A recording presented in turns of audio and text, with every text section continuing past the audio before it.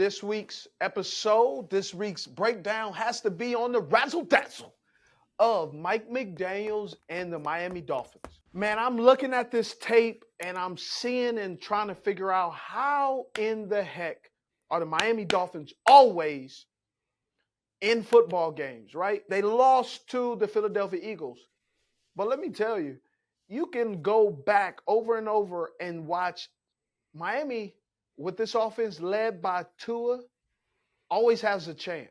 And one of the things that I look at with the Miami Dolphins, what makes them so creative, what makes them so successful is how they do it. And their staple of what makes them so good is they must get behind the defense. And by getting behind the defense, they do it in two ways. One, by expanding the defense with shifts and motions, leads the league almost literally 90% of shifts in motion pre-snap. And then the other thing, they make the defense commit. And when I say commit is running the ball, they're establishing the run and being, what's the word? Effective. And then that opens up the play action, which is known the RPO game. Well, my main thing is how much of this is because it's year two. Could a coach come in and install all this year one, or does this take some time? Well, you install it year one, and you hope that it takes on, and you're firing on all cylinders. But you and I both know it never works out that way. Play right here. This is the first play against the Buffalo Bills. So you're going to have a shift and a motion, Tyreek Hill. And so pause it right there. When Tyreek goes in motion, watch how the linebackers, right? You got 58, 43, 7, 23. They're all coming into there. Watch how they shift with the shift. So again, what did I say? Get behind the defense. Make them commit. So now they've already committed. Now think about this. You got 1, 2, 3, 4, 5, 6, 7 guys in the box and a potential 8 coming in. But the 7 are in the box. They're literally less than 4.5, less than 3.5 yards from the line of scrimmage. So go ahead and run it. They go in motion. Look at all of the guys start to run. They get on the edge with the shift in motion. That allows guys now to pursue. So here's a better view of it. There we go. Go ahead and run this one. So you got a condensed formation. So now everybody's condensed. You got damn near 11 guys literally within 10 yards of the line of scrimmage. Now Tua's looking to his left. And as he's looking to his left, the middle linebacker is sitting there. He's watching Tua. The Sam linebacker is watching Tua. The corner is watching Tua. And the safety linebacker, I can't see who it is on the 20. He's engaged with Smythe.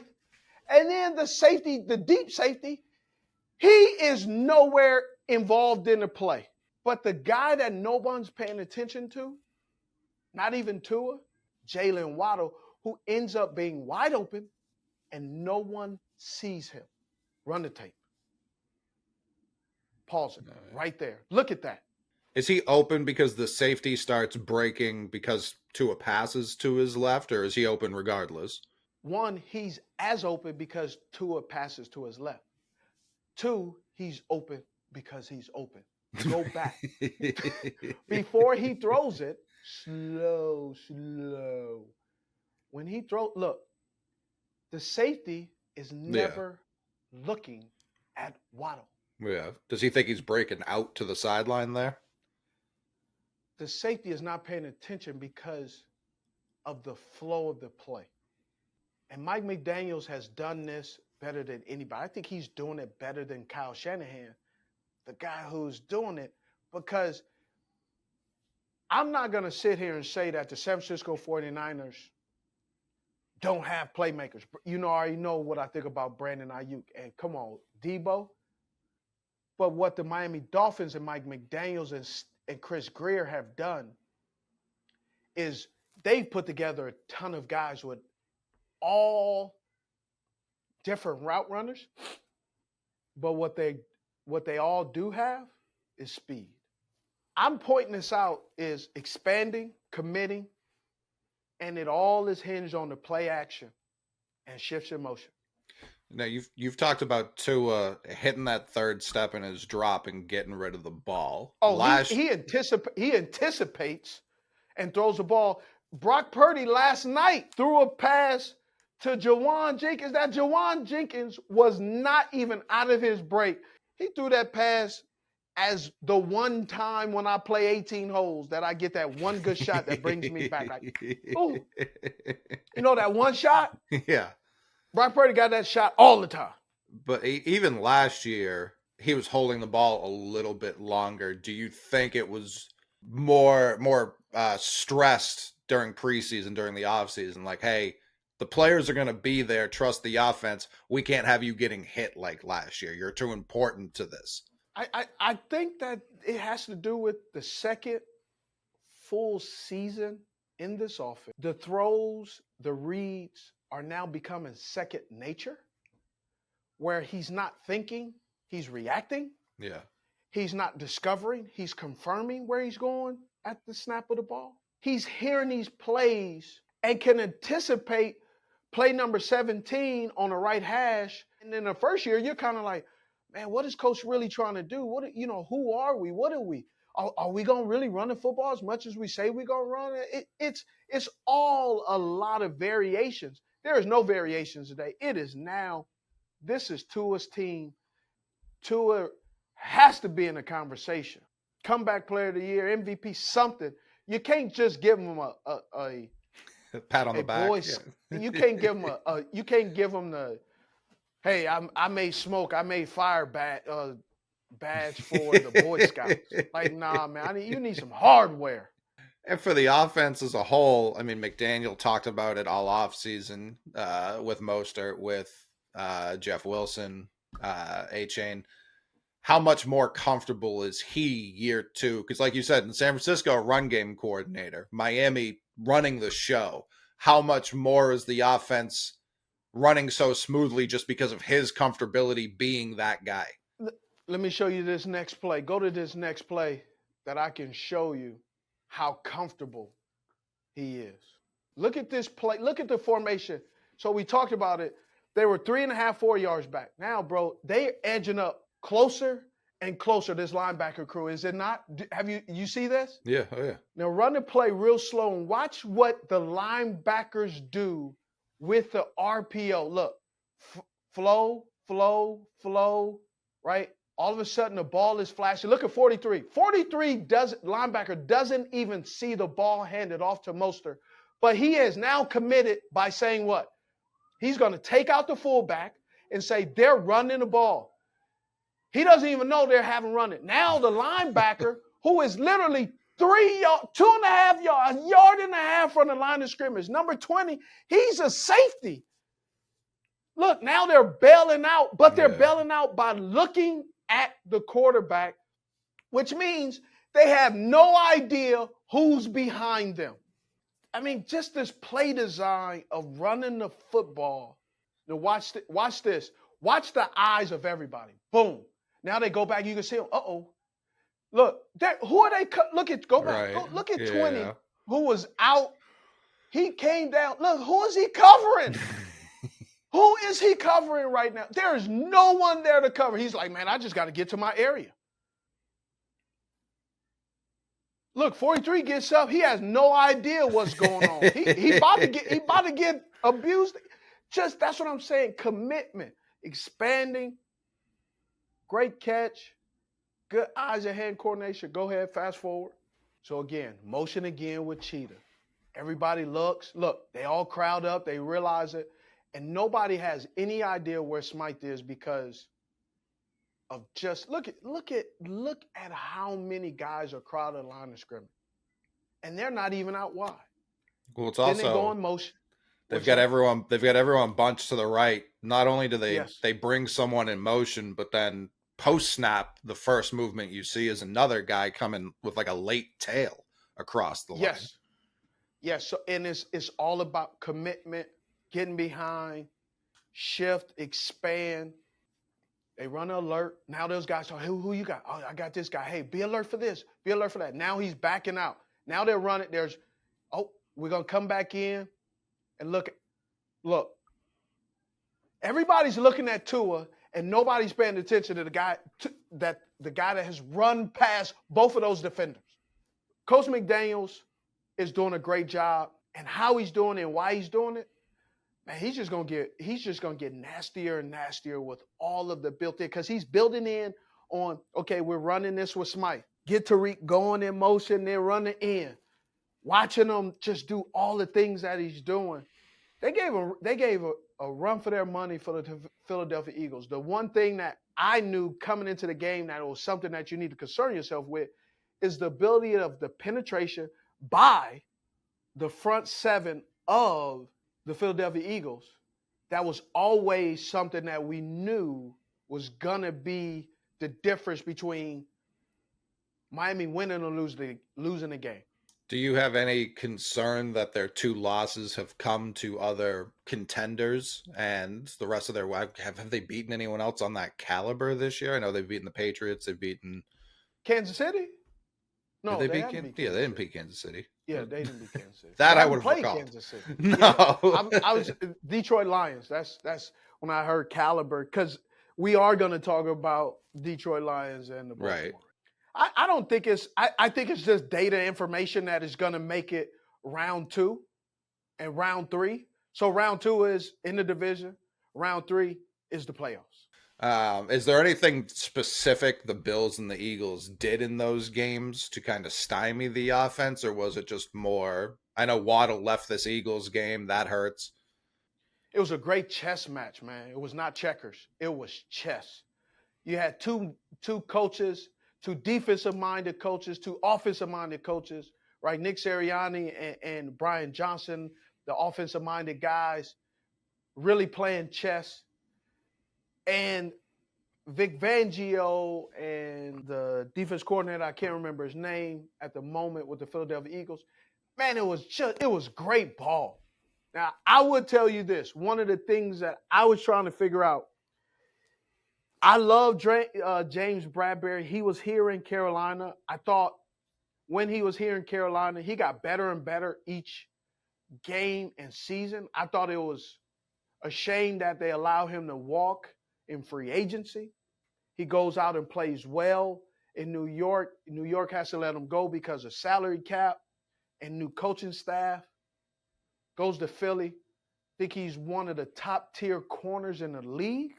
But my man, I got to be honest, I needed James Bradberry to maybe take a few steps off the line of scrimmage for Tyreek Hill, because Tyreek Hill was running past him.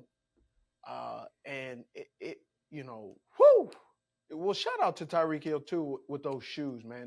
I think his brand is Soul Searcher, man, those things was fire. And it was just a great game to watch those. It was a great game to watch Devontae Smith, Dallas Goedert, A.J. Brown, Waddle. Man, all these guys were just, man, I was sitting there watching the game on the edge of my seat. I would think it was probably one of the better games of all of Sunday, because some of the other games, I was concerned. Now, I've seen a lot of people talk about the decline in offense this year and say defenses have caught up to RPO, but we've sat here and talked about the Dolphins and how they've utilized RPO to their advantage. Is the difference everything pre-snap? Are other teams just too stagnant pre-snap, and that's allowing the defense to sit in and dictate the pace of the game, as opposed to what we've seen the Dolphins do, where like you said, they're dictating everything? I think it's a combination of both. I think it has to do with the shifts in motions. Shifts in motions right now, right? The league averages 54.6% of shifts in motion pre-snap. The Dolphins are at 86% pre-snap motion and shift. Man, that's 30% difference. That's a huge difference. What would be the reason to never, or not never, but only shift 50% of the time? What would be the reason to not do it 100% of the time?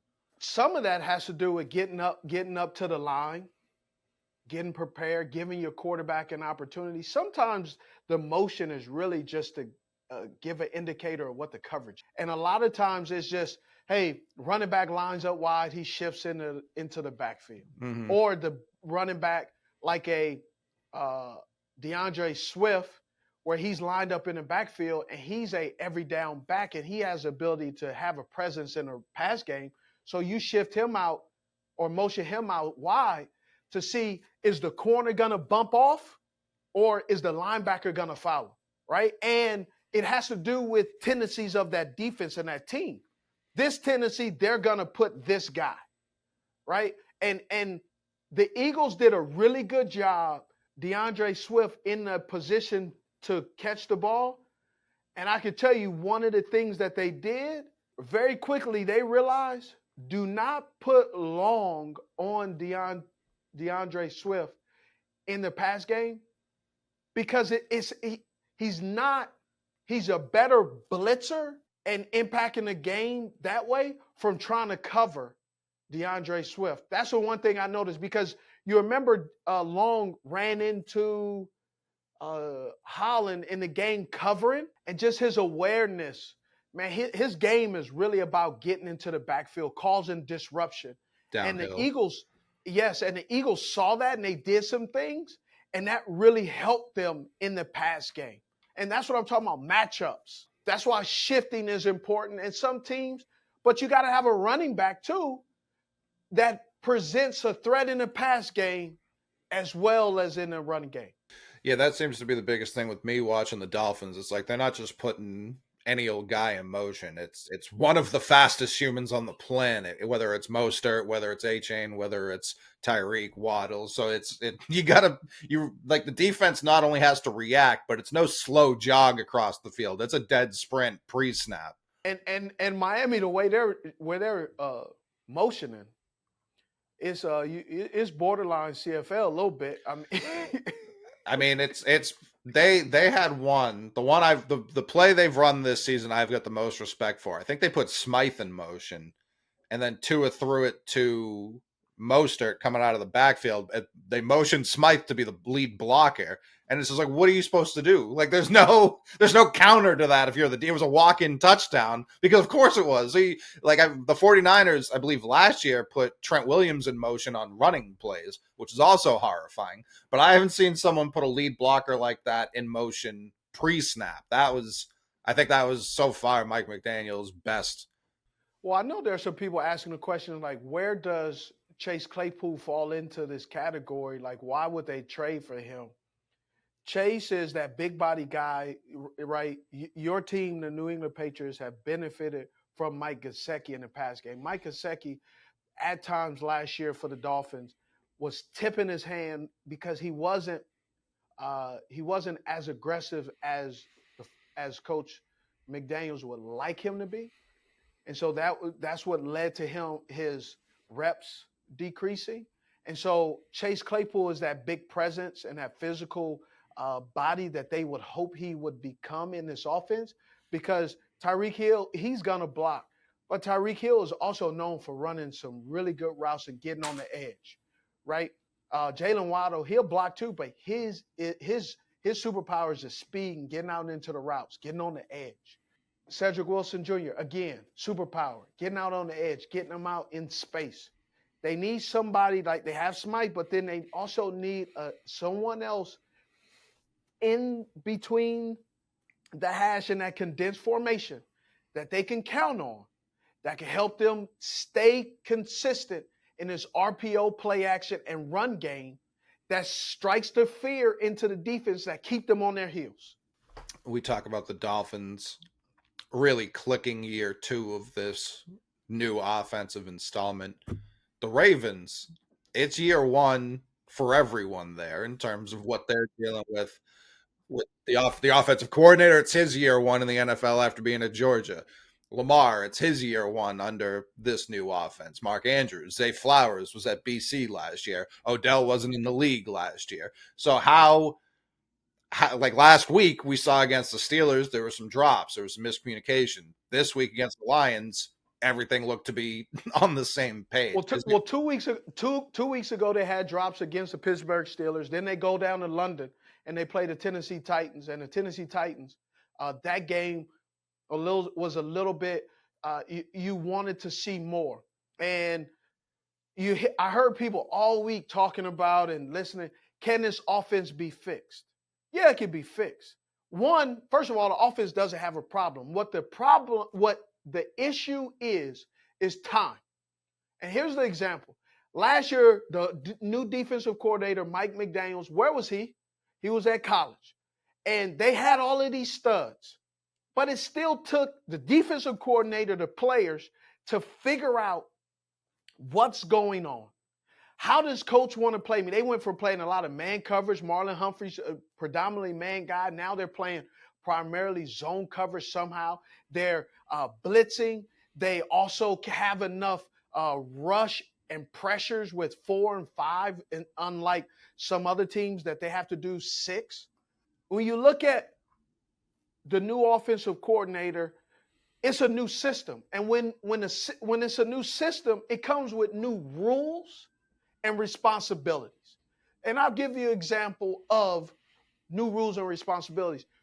Greg Roman in his offense, if the linebacker blitzed and a big nickel or dime corner came off the edge, there's a possibility they would stay with the call or audible out of it. I don't know.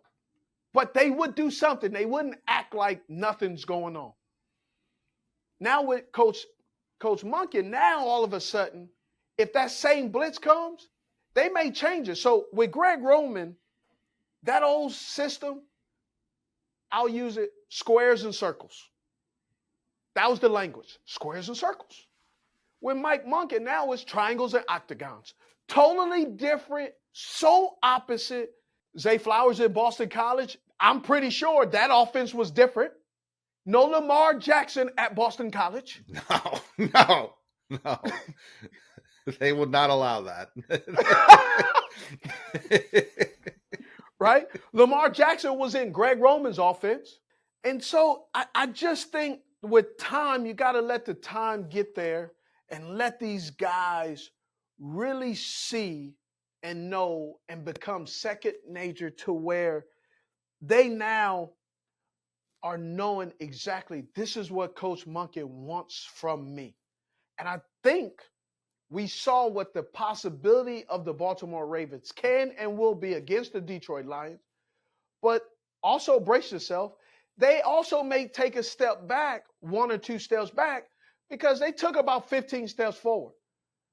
28-0 with 5 minutes left in the first quarter, almost averaging double digits per play.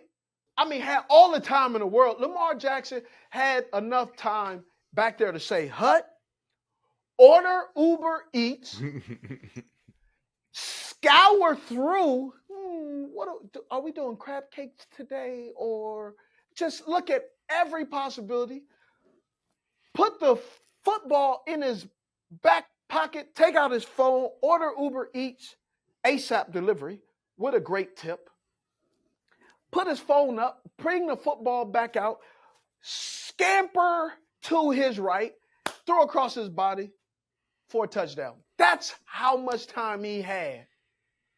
Listen, you're here to break down the football, the X's and O's, the rhombuses and trapezoids, whatever you just said about this offense. I'm the fan on the ground. I'm here looking at other fan bases, and I know we've got a Lions fan in the booth right now.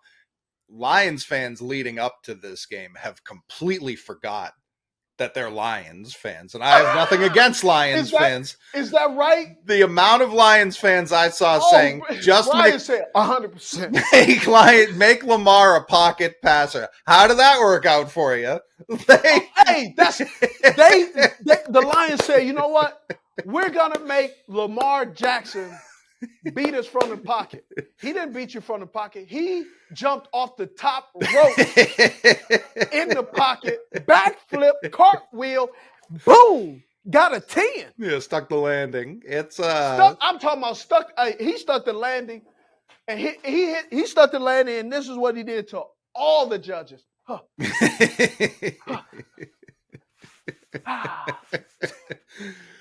So yeah, I'm happy for the Lions. They're still a successful season. The season's not over. They're still going to be good, but they definitely needed to take it down just one notch, just one notch. Like they see the Bears are terrible, they see the Packers are terrible, the Vikings terrible. They've never been in this position before, so I appreciate the Ravens being like, all right, let's just calm it down a little bit, just a little bit. I think one of the biggest issues that I saw with the Lions that they seem to underestimate too many missed tackles over and over. Run game, pass game. Aiden Hutchinson was in the game. Branch, he was in the game. But man, that thing got out of hand real quick. Real quick. And I think that's what surprises me about the Lions. I don't know what it is, but when we were talking about it last night, you even said it. They've become such a finesse team, and I don't think of the Lions as a finesse team. Like, what they need, and even Dan Campbell, like, they seem like they should be more of a smash mouth team, and it just wasn't there at all on Sunday. I was surprised how much the running game took a step back, and I know they got behind so quickly, so they couldn't really run the ball, but they're missing David Montgomery. They really are. Jahmyr Gibbs, I was like, man, I think he's going to take over that role, but I still think he's still trying to find his way the same way Najee Harris is. It's like they have so much good body control and balance that sometimes they dance around in a hole too much. Yeah. That they have forgotten that those guys are just as quick and strong as me. Right.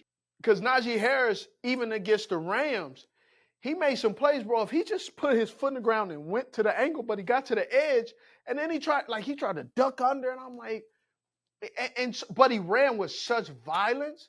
When he put his foot in the ground and took off, Najee Harris was good. And I think Jahmyr Gibbs has that same ability, but they're really missing that grinder of David Montgomery, and I'm not sure if they've made that adjustment yet. Over time they will, but I don't think they really figured it out yet. Have you seen anything with Jameson Williams, positive or negative? I mean, he's had such a weird start to his career, but number 12 pick coming out of Alabama, was at Ohio State before that, very highly touted, known as game-breaking speed.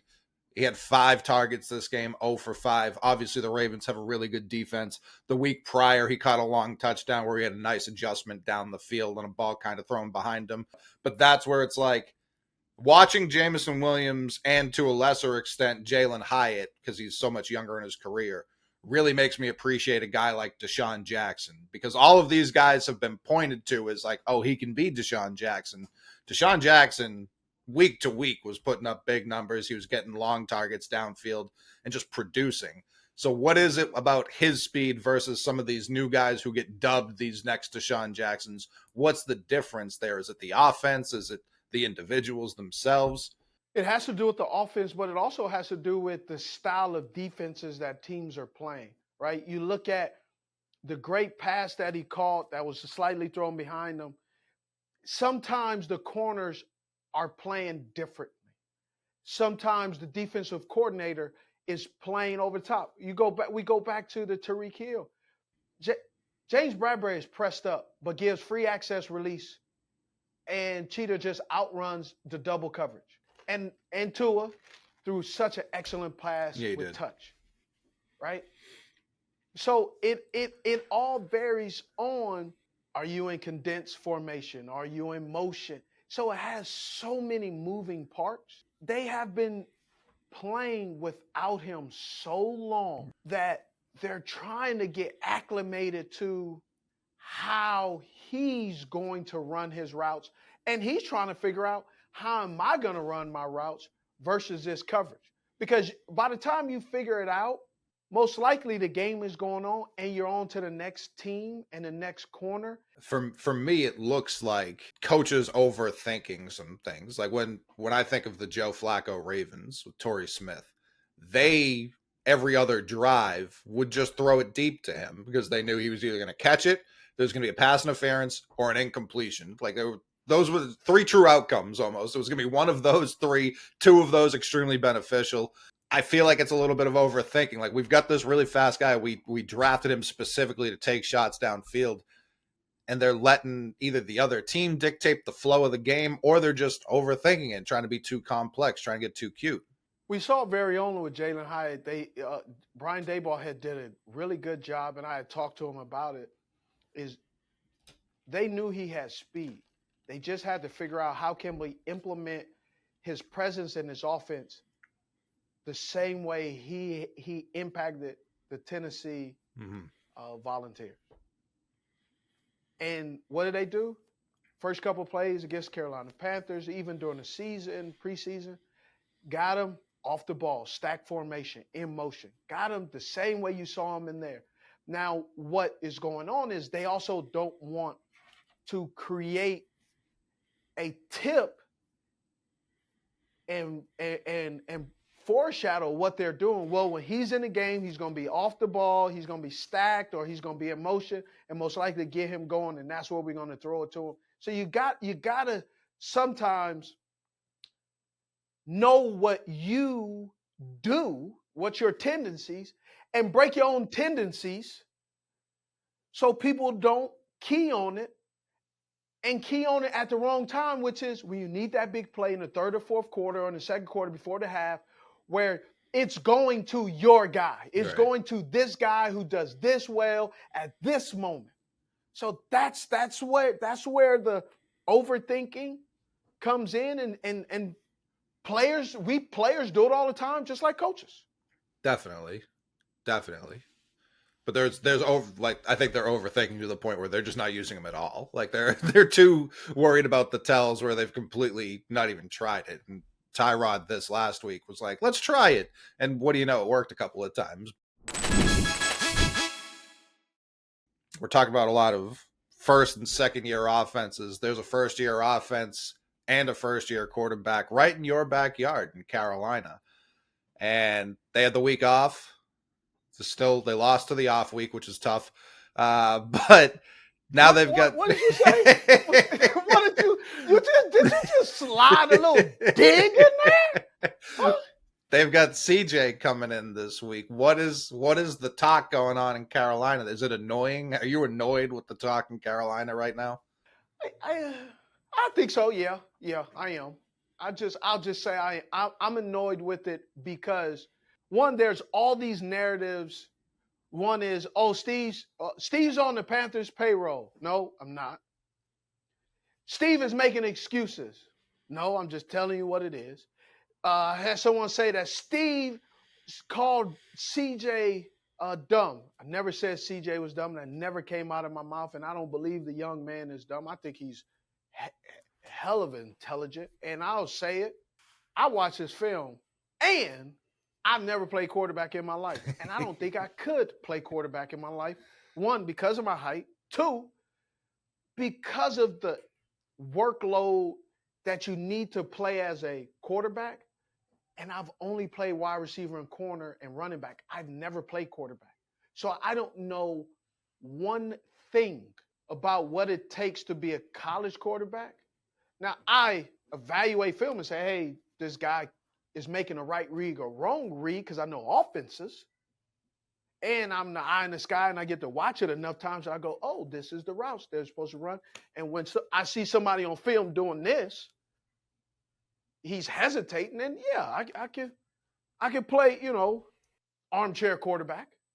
What I think is going to happen, which I think is an unfair expectation, if Bryce Young, and it has nothing to do with yards, if Bryce Young does not, and Bryce Young, led by the Carolina Panthers, do not beat the Houston Texans and C.J. Stroud, this fan base is going to say, and everybody's going to say, was it a mistake? And I that's cringe. That makes me cringe because 7-8 games in, you're saying now that was a mistake and that was the worst pick ever. Let's be honest, man. There's been a lot of first-round busts at quarterback. It doesn't look like Bryce. I've seen some we've all witnessed some first-round busts. We can Google first-round busts, and usually first-round busts don't, in the 8 weeks, they're not, throwing it for 237 yards and a few touchdowns. It looks totally different. Would you agree? Yeah, absolutely. I mean, Bryce has made some truly Or incredible disagree? You throws. walk. Hey, I No, need to make an announcement. You're welcome to disagree with me. You're not my yes man. I just no, want people to know that. heavens, no. Thank you. No, I mean, every fan base, this isn't just a Carolina thing. Every fan base acts like this season is the last season that will ever be played of any sport. There's never next year. And I know a fan base like Carolina doesn't want to hear about next year, but when you hire an entirely new coaching staff and then draft a quarterback first overall, you got to be thinking about next. That wasn't a ploy to win the Super Bowl this year. That is a rebuild move. That is where you guys are at. You guys are at year one of the rebuild. To expect, and I understand it's a bad division, so that plays into it too, but to expect to be hoisting a Lombardi this year is insanity. You got to give kids some time. When Peyton Manning, everyone, you agree Peyton Manning had a decent career, right? I think it was all right. Yeah, I mean, trust. There are flaws, and I can point them out at length. But he one of his flaws, awful rookie season, awful. Really? Now, we're not saying that Bryce Young is going to turn out to be Peyton Manning. No, We're just trying to say that because their first year, you cannot predict who they will be. no, and I mean, you look at Josh Allen's rookie season, awful, just terrible. What did they do? They went out and they got Stephon Diggs, started making it look a little bit better. The Panthers need that part of it before I start saying and they need the offensive line to be better before I start saying Bryce Young is this or that. He's made some throws that Bus can't even dream of making. Just can't even dream. Like, they have no idea they are options that exist. I did like CJ coming into the draft a little bit more just because of his size, because I thought I'm tired of this like Ohio State narrative I keep hearing. Like, Ohio State quarterbacks can't process, can't do this, can't do that. What he did against Georgia last year was as impressive as anything I've seen in college football in the 21st century. I was very high on CJ. What are the real expectations? And the real expectations that I have coming up into this game is it's another opportunity to see and measure up how far do the Carolina Panthers need to go during free agency and in the draft next year to put Bryce Young in the best position to be successful. The Houston Texans offensive line is playing so much better than the Carolina Panthers. The Houston's defense collectively is playing so much better than the Carolina Panthers. The wide receivers as a whole are playing better than the Carolina Panthers as a whole, right? And so when you put them up like they used to do, like when you play Madden 99, right? When John Madden was still on there versus when they were putting players on there, when you pick that team, it would show you plus and minus like who wins that category. And right now, when I put up the Carolina Panthers and the Houston Texans and offensive line, you have to give it to the Houston Texans. As a whole, you have to give the defense because of injuries. Shaq's not there. J.C. Horn's not there. I don't know if Dante Jackson is going to be available. But I know what the Houston Texans have, and they play 4 quarters of football. The Carolina Panthers, their third quarter for the defense has been the Achilles heel. Now, I have to be honest and fair, it's not their fault because they're down. They're missing some guys that they can really use right now that can help them. And the stress is on because they have to win, and there's this expectation that Bryce was going to be Mr. Miyagi, wax on, wax off, wax on, wax off, and it's not a realistic expectation. If I were a Panthers fan, I would be less concerned with Bryce, more concerned with the process which led to getting Bryce. Because I believe, as a fan, I have no inside information. Steve didn't tell me anything. This is just how I view it. I believe the Panthers traded up from 9-1 without knowing who they were going to take. They just wanted to rule the draft board and evaluate from there. They didn't see. No, that's accurate. Okay. That's accurate. Okay. So that's the process I would more have a problem with than ultimately taking the player. I think if you're going to make a jump that big, it needs to be like, hey, we know that's our guy. We're not wavering one iota. So here's the thing. If you look at the reports, there were several teams that was trying to jockey. At number 9, you have no way of getting your guy. No doubt. I'm not saying that. So moving up to the first pick and being in the driver's seat, where at least the hill you die on is because you got to chose the hill. Absolutely. I get that they wanted to make that choice. What I'm saying is I think you have to know who you want before you make that trade. Otherwise, you're just kind of being like, we will take whoever we end up liking, not that you were already in love with somebody to go make that trade. That's the difference to me. But when players go back 1-2 and they play the same position, it follows them their whole career. It just is what it is. True. Yeah, that's true. Yeah. What do you think about Frank Reich giving up play calling? I want to know when it actually happened because some people are acting like it just happened. Other people are saying it happened a couple weeks ago. So that's where it's like I would love to know when it happened so I could make a better evaluation. But it's interesting. It's tough. Yeah. I think it's great because you got this offense coordinator that you brought in, and he's not had the opportunity to call the plays. So I think it would be great to allow him to call a full game. Sometimes it's hard to balance also managing the game as well. Not everybody does it well. And I'm not saying Frank doesn't do it well.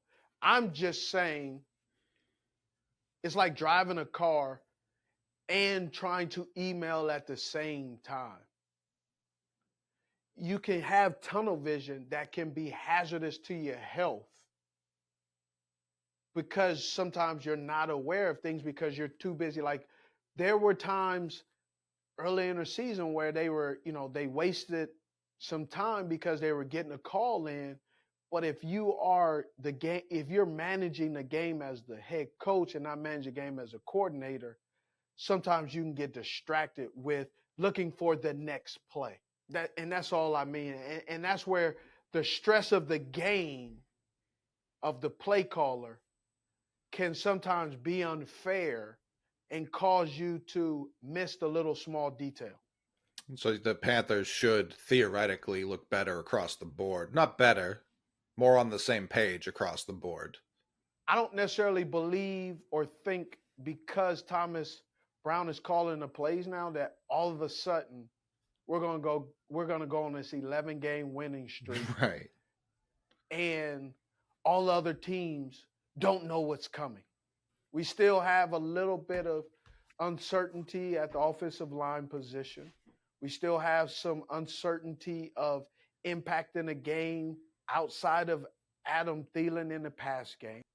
Are they going to go with Chuba Hubbard or are they going to go with Miles Sanders? Are they doing whoever's the hot back, whoever has a hot hand is going to stay in the game? I mean, there's a lot of question marks. And then the third quarter for the Carolina Panthers has been that Achilles heel for the defense. They start to wear down. They've been on the field a lot, so a lot of stuff happens. And they got backups that are out there who I believe that are playing well, but not well enough to beat the Miami Dolphins.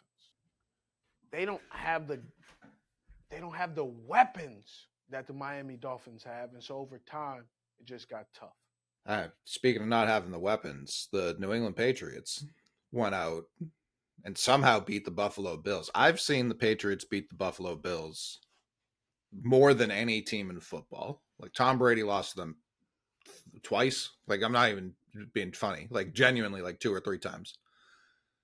And since he left, the Bills have beaten us like a drum outside of that one game where it was raining sideways and we ran the ball every play and snuck out that win. That's the only win we've had against them until Sunday, where Josh Allen starts the game off with an interception. I don't know what he was like. Horrible pass. One of the worst passes I've seen all year. Ends the game with a fumble. he leads the league in turnovers since he came into the league. So this idea that he's like gotten rid of that from his game is just unfounded. Like he's still Tommy turnover. Like he's going to turn the ball over. And in this game specifically, I know you still work for the Shield. I see it right there on your laptop. The NFL wants him to be so much better than he actually is. The flags that he was, if I wanted to win this game, I would have been furious with the amount of they were walking him down like a father and his daughter walking him down the aisle. They were walking him down the field so that he could score. It was embarrassing, some of the flags he was taking. Josh Allen's like 6'7", 300 pounds, all muscle. Jack Jones was drafted low because of his athleticism and size, and he was knocking him down. I find that hard to believe, Steve Smith Sr. Bro, I don't even know what to say. I can't with you right now, dog. I can't with you. I think that was... You walking him down like a father. Some of the calls, they were calling a lot of like illegal man downfield on the Patriots because speedster Pharaoh Brown was outrunning the Bills defense. Like, I don't know about that one. I don't know. Some questionable calls. And I know people are going to say, like, oh, you're a Patriots fan. You've gotten every call the last 20 years. Like, I'm sure people say that. I don't care. I wish it kept happening. I don't know why it stopped. We need them now more than we did back then. We need them so much more now. Oh, my gosh. Matt played well. How you really feel. Well, the real takeaway I had from this game, part of the reason the Bills have been beating us so thoroughly post-Tom wasn't even as much about the quarterback position. It was about the other 52 on the roster. The Bills had so much more speed than the Patriots. It was so apparent every time they went out there. It was a track meet, and the Patriots had a bunch of me's running around out there, just not the athletes able to keep up with what the Bills were putting on the field. This was the first time they both matched up, and that was not an advantage for either side. It was very evenly matched in terms of athletes on the field. And I say that to tell all the people who constantly want Bill Belichick, the GM, fired, to shut up, because it isn't that serious. 2019, Tom's last year, terrible draft class, set them back a few years to the point where they had to spend a bunch of money on not that great of players in free agency in 2021. Now you're seeing, it's been 4 years, but you're seeing all of the draft picks, all of those smaller free agents starting to develop, and the game is starting to come to them. They're starting to be able to slow the game down, anticipate, second nature. When they see something, they are able to diagnose where they need to be, wrong arm, impacting the play in the right way. Bill Belichick's his ability to find the gems. He has never really been known for finding a player now and you seeing the impact now. Is usually in the draft, it's like 2 or 3 years, and you go, where did this come in? And it just goes, and then they go. Yeah, I mean, great example this year is Anthony Jennings, who was a guy who came out of Alabama, linebacker, kind of a tweener position, doesn't have like that crazy speed a lot of modern linebackers do, doesn't have that big size to come off the edge and be an elite pass rusher. He's been unbelievable for this defense this year. He's been making plays consistently game to game. Not a guy that he got through the draft, but a guy he got through a trade last year. Jabril Peppers has been maybe our best overall player. And this is a guy who I've been impressed with him too, because when the Cleveland Browns got him out of Michigan, I was kind of like, okay, let's see, will he have the same kind of impact? He never had that impact. He had flashes. Bro, he's becoming that player that you saw in college with the New England Patriots that you just go, wow, he's always on the field. He's always making a play. He's been great to watch. I feel bad for guys like him, Judon, who are here just after the party ended. You know what I mean? They just got here one couple minutes too late. The cops are already come, broken it up. Everyone's gone home. They just showed up. They got the rack on their shoulder. They're like, what happened? I thought we were going all night. Sorry, guys, but I do appreciate. I mean, he's he's taken on a leadership role. He's the one always talking to the media, especially since Judon went down with the injury. He's talking to the media. He's hyping the guys up. He starts that game off with that pick against Josh Allen. Last week against the Raiders, a game they lost, but he nearly decapitates poor Devontae Adams. Like, he's brought an intensity and a purpose to this defense, to this team that really hadn't been there the last year and a half. So I really appreciate that out of Peppers. Watching him, he reminds me of Lawyer Malloy. Ooh. Right? Who just like, he's roaming back there. And if he could get a chance to remind you he's back there, oh, he will. What? No, it's just true. Like, and Jack Jones came back this week. Like I said, that it just felt like the defense has been ravaged by some injuries. Christian Gonzalez had an electric first couple of games. He's out for the season. Judon out for the season. So injuries like that, you could kind of see the defense kind of just going through the motions through the last couple of games. That intensity, they weren't enforcing their will like they had been. I mean, they played the Eagles to open the season, very tightly contested game. The defense showed up. They played the Dolphins right after that, very tightly contested game. The defense showed up. Then you get to the Cowboys game and all this, and they start withering a little bit. Having Jack Jones and Jabril Peppers in that secondary really seemed to bring back a certain attitude that they had been lacking. And that, I think that was a large part of the reason they won. Now, Mac also played really well. I don't want to pretend like the defense carried them this whole game. Mac did play really well. Shocking. Shocking that with what's happening in New England right now, that bothers me. When Mac looks bad, it's the coaches and the offensive line's fault. When he looks good, it's all him. Something feels wrong there. Something feels incorrect there.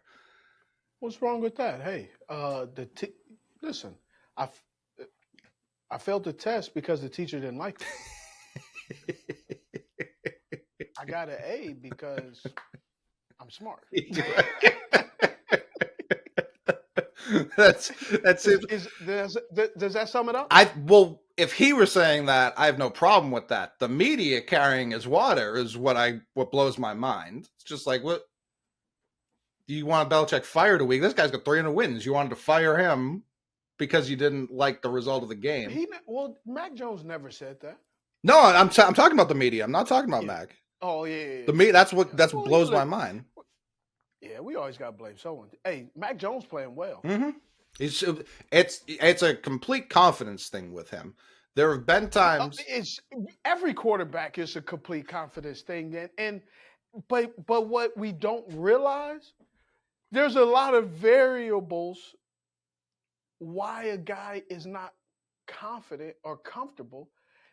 And with quarterbacks, it's so much more complicated, right? You can see what I can see with a wide receiver. Wide receiver runs the route, he catches it or he beats the corner. The ball is either catchable, not catchable. He slips, he falls. With a quarterback, he can get back. He can be out there calling the play, set hut. The guard steps on his foot. The running back goes the wrong way. They blow, the offensive line blows the assignment. It's so many more variables, which is why quarterbacks are now getting paid so much money, because it's just so much that goes into playing the quarterback position that it complicates things, and you have to be compensated at a high level. And it's hard to find out if a guy can really play or not. I was going to say, before we get out of here, people right now are freaking out about Bijan Robinson. And before you touch on it, I just want to say fandom is a sickness, and it's gotten worse with outside entities of both fantasy football, which we love, shout out Underdog Fantasy, and gambling. This idea where like players need to tell you every single thing that's going on in their minds and their bodies and their health is insane to me. Genuinely insane.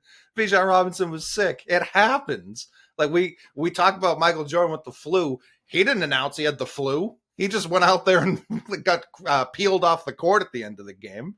That wasn't pregame. Pregame, they weren't like, oh, you had a bad pizza last night. No, he played through it. This isn't new.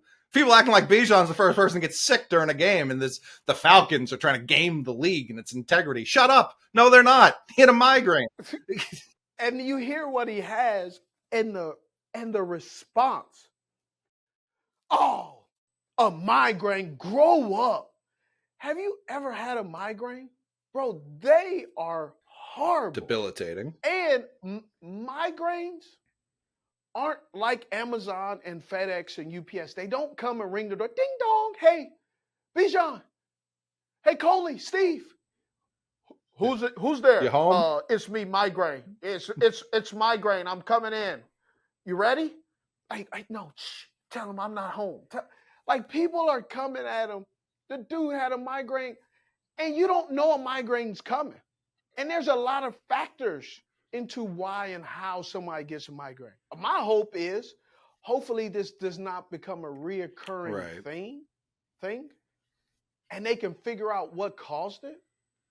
Because my oldest son had migraines, and we figured out it had to do with his eyesight.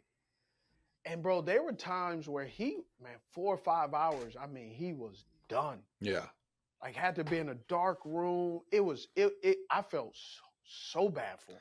I don't remember him having issues at Texas, so hopefully it was just a one-time thing, but I had migraines. Oh, so he didn't text you that he had migraines? No, I was talking to him last night. He didn't say that this was a recurring issue, but he forgot to mention it? Yeah. Oh yeah, that's what it was. I didn't break my leg. It was migraine.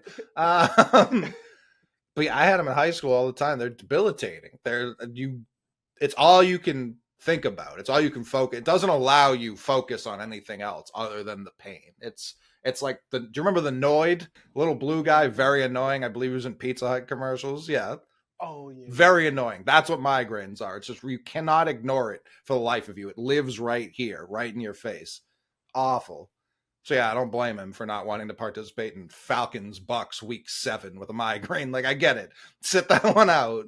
I remember I had a teammate who obviously didn't get a migraine, but he got a concussion one time. Shout out to Brandon LaFell, man. We were sitting in on the sideline. It was a night game. Phil got a concussion, and I lied to you not. He's sitting there, and my man looks over. He says, "Smitty." I said, "Yeah." He said, "Bro, we gotta turn these lights down." I said, "Whoa."